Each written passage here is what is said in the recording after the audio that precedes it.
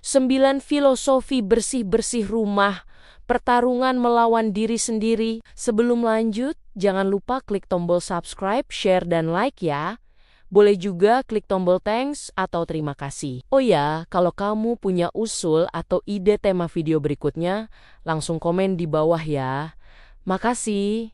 Dan kita lanjut sekarang. Halo Bu Ibu semua. Pernah tidak kamu berdiri di tengah rumah, menatap lantai, meja, dan sudut-sudut ruangan, lalu menghela napas panjang? Bukan karena capek fisik, tapi karena capek duluan di hati. Padahal tangan belum bergerak, sapu belum dipegang, tapi rasa malas sudah datang seperti tamu tak diundang. Di momen itu, kita sering bertanya dalam hati, kenapa sih bersih-bersih rumah rasanya berat sekali? Kenapa bukan cuma badan yang enggan, tapi pikiran juga ikut menolak? Kalau dipikir-pikir, bersih-bersih rumah jarang cuma soal debu.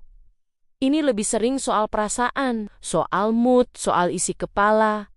Hari ini aku ingin mengajak kamu ngobrol santai, bukan menggurui, bukan menghakimi. Kita duduk bareng secara imajiner, sambil cerita tentang 9 filosofi bersih-bersih rumah, tentang pertarungan kecil yang sering kita hadapi sendirian. Filosofi pertama, memulai selalu jadi musuh terbesar. Ini nyata dan sangat manusiawi. Kita bisa duduk di sofa selama setengah jam, hanya untuk meyakinkan diri agar bangun. Alasannya banyak, capek kerja, mood jelek, atau klasiknya, nanti saja. Padahal logikanya sederhana. Membersihkan rumah tidak harus langsung selesai semua. Tapi otak kita sering membesarkan tugas itu. Seolah sekali mulai, kita harus langsung jadi manusia paling rajin sedunia. Contoh nyatanya begini. Kamu cuma berniat menyapu ruang tamu, tapi di kepala sudah terbayang ngepel, lap kaca, cuci gorden, sampai mindahin lemari. Akhirnya belum apa-apa sudah menyerah. Padahal kalau kita mau jujur, memulai satu langkah kecil sering cukup. Pegang sapu dulu, itu saja. Seperti hidup, kita sering kalah bukan karena masalah besar, tapi karena takut memulai. Filosofi kedua, rumah berantakan itu hasil dari kebiasaan kecil yang ditumpuk. Tidak ada rumah yang tiba-tiba kacau dalam semalam.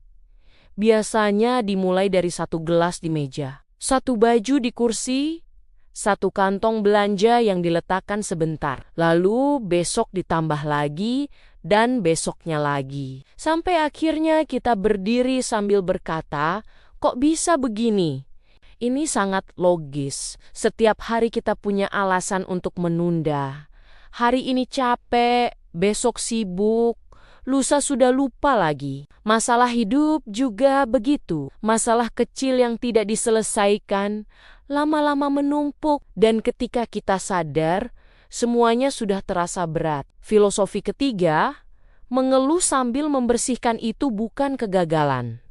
Ini bagian dari proses. Siapa yang tidak pernah bersih-bersih sambil ngomel, mulut mengeluh, tangan tetap bekerja? Kadang kita merasa bersalah karena tidak ikhlas, merasa harusnya bersyukur, tapi malah kesal. Padahal kenyataannya, tetap bergerak meski sambil mengeluh itu sudah luar biasa. Contoh sederhananya begini, kamu menyapu sambil ngomel tentang debu yang tidak habis. Tapi 15 menit kemudian, lantai tetap lebih bersih dari sebelumnya. Artinya, hasil tetap tercapai meski hati belum sepenuhnya siap. Dalam hidup juga begitu. Tidak semua hal harus dijalani dengan senyum lebar.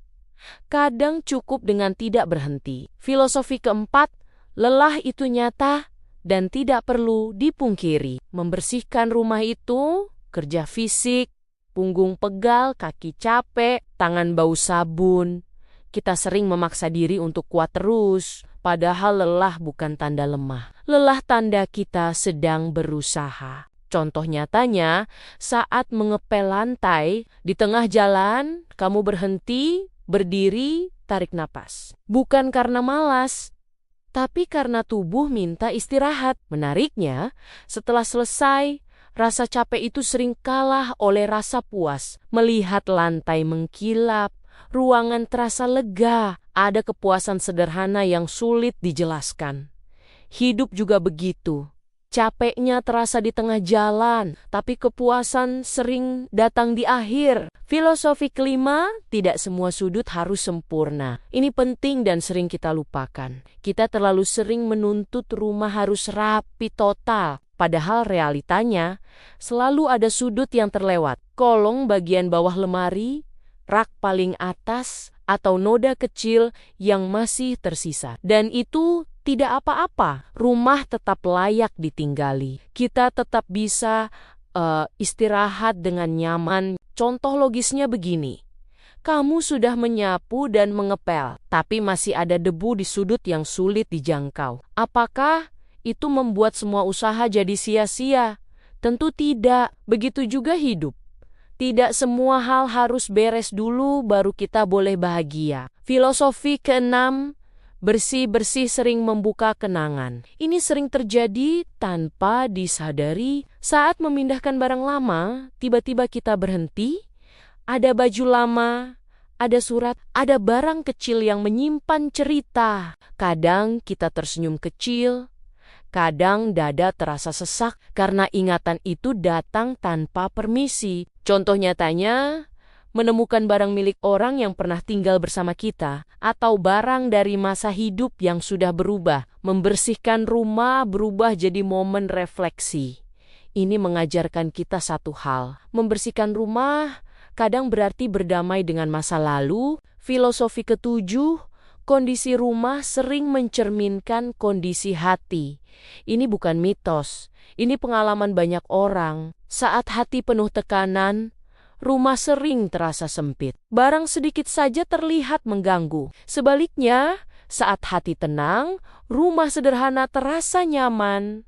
Contohnya sederhana, di hari yang melelahkan secara emosional, satu piring kotor bisa terasa menyebalkan. Di hari bahagia, tumpukan piring yang sama terasa biasa saja. Artinya bukan rumah yang berubah, tapi cara kita merasakannya. Filosofi kedelapan, bersih-bersih rumah adalah bentuk merawat diri.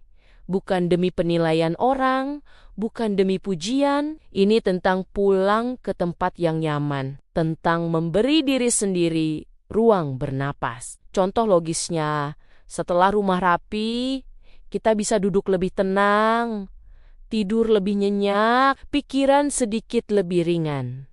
Merawat rumah sama dengan merawat diri, karena kita hidup di dalamnya. Filosofi kesembilan, rumah akan selalu kembali berantakan. Dan itu normal, tidak ada rumah yang selamanya rapi. Hari ini bersih, besok kotor lagi.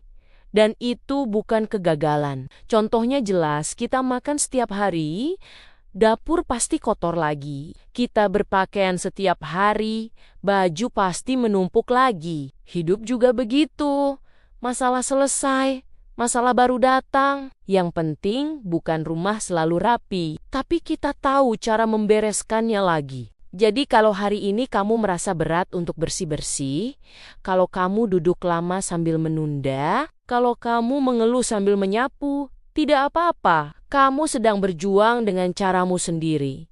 Bersih-bersih rumah bukan tentang menjadi sempurna. Ini tentang bertahan, bergerak pelan, dan memberi ruang untuk diri sendiri. Dan itu sudah lebih dari cukup. Terima kasih sudah dengerin cerita dan curhatku hari ini. Sampai ketemu di video berikutnya. Tetap semangat Bu Ibu semua.